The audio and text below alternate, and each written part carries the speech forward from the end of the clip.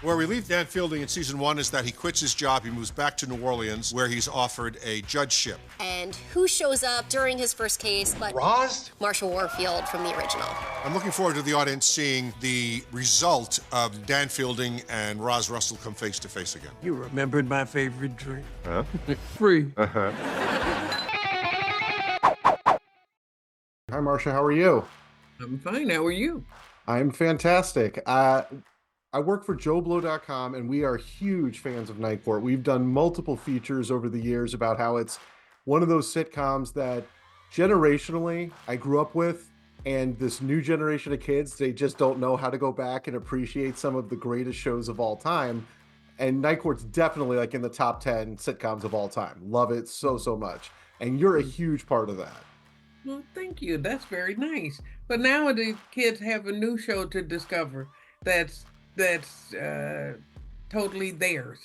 So, it's not a bad thing that the past is the past. They have another show to catch up on. And who knows? It might send people on that backwards journey to figure out where it all started. And But for I think the you, new show stands on its own for this new generation.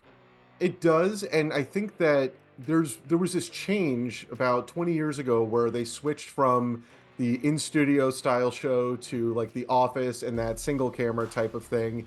And when a lot of revivals or series tried to go back, it just didn't capture that same magic. But this version of Night Court still has that same appeal. Why do you think? So what is it about this story that works so well? Well, I think Melissa and the production for the new show has the same kind of affection for the old show that you and I do. And I think that makes the difference, that they actually love this show. This is not a project that they just, got assigned to or whatever. This is a show that's it's a love in. So I think that and I've told her I think she's the heart of the show, and I think Night Court's heart was a big part of the original show. And what comes from your heart goes to the heart. And I think Night Court has found that Melissa has given it that, and everybody else has the same kind of, like I said, affection for the old show, and so they respect it and build on it, which couldn't be any better. And I think that with a lot of revivals that have happened, we've seen some where they bring back all of the different characters, sometimes in different capacities. So John is in this as one of the main characters.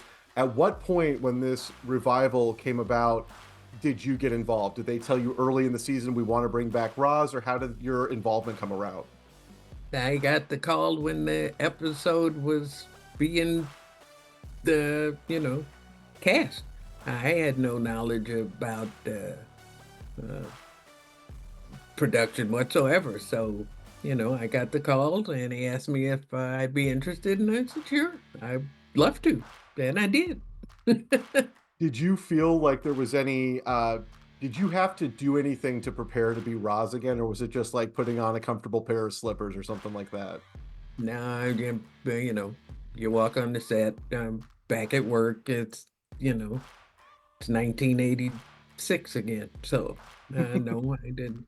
And I was nervous then. So, I mean, it was the same kind of performance nerves, but as far as being back at work and back playing Roz, yeah, that was pretty familiar.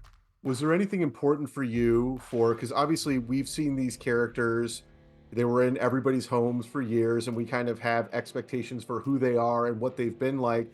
And then when all this time has passed and we see them again, some of these shows, they've completely changed the character, but seeing Roz, it's, same old Roz, she's in a different part of her life.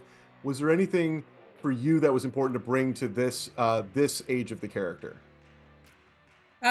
Just the authenticity that she is now in a different place than she was then. Yeah, the same person, but her circumstances. Hopefully, she's had some sort of growth and change over time. No, I thought it was well done. And I also think that the magic of television and movies and stand up and all that stuff. It's fine to embrace authenticity and all that kind of stuff, but this is a magic making kind of process. And so I'm willing to go wherever our imagination takes us. And so I'm you know, if Roz at now was you know, I don't know, a ditch digger in Paramus, that's just who she is and where she'd be. I would not think that it was out of character for her to be in a different situation. We make magic. You know, we take Yeah. these things and run with them. So I'd be happy to do, you know, anything that made sense. And watching it, I held out hope watching this episode, which had me laughing the whole time, that what would it take for you to do a Roz spinoff where she's a private investigator solving cases? What do you mean? What would it take? How much do I have to pay? Who do I have to sleep with? Where do I sign up? I think that would be hilarious, and I would love to see it, just because the character. Where do you feel there's a line between you and Roz? Like, where does it stop being Marsha and where does it become Roz? Like, what's the biggest difference between you and the character? Wardrobe. I mean, you know, Roz, now, there could be many bailiffs. There can be a lot of people playing the bailiff. Lakrita is doing her thing in that role. But Roz could do anything. Roz is who she is. And I don't even know where I started this sentence. What'd you ask me? I was just asking, where does Marsha end and Roz begin? And you said wardrobe. Yeah, wardrobe. that's what I mean. No, wherever they write for me, you know, I get to find out who Roz is every time I get a script. I get to find out what she does, where she, you know, lives, what she likes. But everything other than that, that's pretty much the same as me. And so last question I have for you is, because of how great the show is, and you know, we here spend time like looking back and finding out as much as we can about what went into making the show. Are there any stories or anything that stand out for you from the original version of Night Court that just, you know, bring a smile to your face when you think back on them? All of them, pretty much. You know, we had in Woodstock, there was an announcement. We had a baby. We had a birth. We had a baby. We had a baby on Night Court. Marky had her first child. Oh wow! While we were shooting, and we were doing some things where they wanted, you know, like we had an elevator, a show where she had to be on the floor in the elevator. I can't remember the exact episode, but simulating giving birth. She was pregnant, and that was hard for her because she was so pregnant.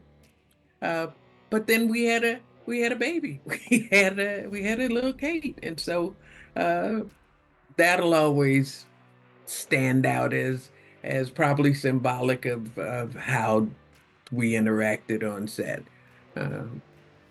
But other than that, going to work with, we were rowdy kids. They used to have to wrangle us and make us behave. That's fantastic. You know, it's an absolute honor to talk to you. You are one of the best. It's great seeing you on TV again. I can't wait for that Roz spinoff. That would be fantastic. Thank you so much. Yeah, from your mouth. Who do we have to talk to? Oh, I'll post about it. I'll post it. All right, awesome. then. Thank you so much, Marsha. Thank you.